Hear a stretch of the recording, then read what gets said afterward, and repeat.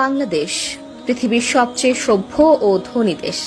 এখানে ভাইরাল হওয়া মানে অশিক্ষিত আর বেহায়ার জনপ্রিয়তা, জ্ঞান, মেধা বা আশ্রম নয়।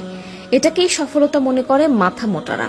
এখানে সরকারি হাসপাতালগুলোতে ডাক্তারের জন্য একজন অ্যাসিস্ট্যান্ট রাখা হয়, এদিকে অ্যাসিস্ট্যান্টের জন্য আরো একজন অ্যাসিস্ট্যান্ট রাখা হয় এবং ইন্টার্নশিপ ডক্টর দিয়ে চিকিৎসা করানো হয়।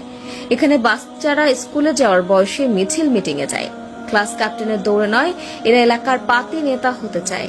এখানে স্কুল এবং কলেজগুলোতে ক্লাস টিচারের কাছে প্রাইভেট না পড়লে আপনার জীবন তেজপাতা বানিয়ে দেওয়া হবে। এখানে টাকা ধার নিয়ে ভুলে যাওয়া যেন সবার অন্যতম গুণ। আপনার কাছ থেকেও যদি কেউ টাকা ধার নিয়ে থাকে তবে ভুলে যান যে সেই টাকা আর কখনো ফেরত পাবেন।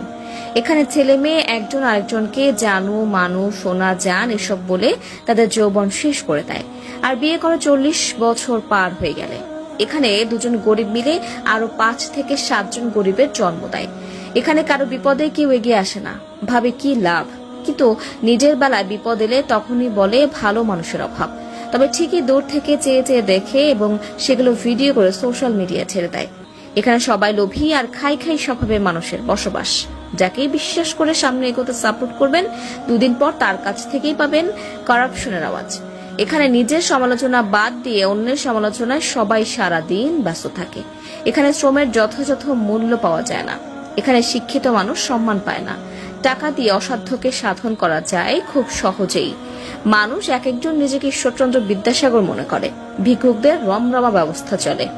এখানে সবাই বড় হতে চায়, কেউ মানুষ হতে চায় না।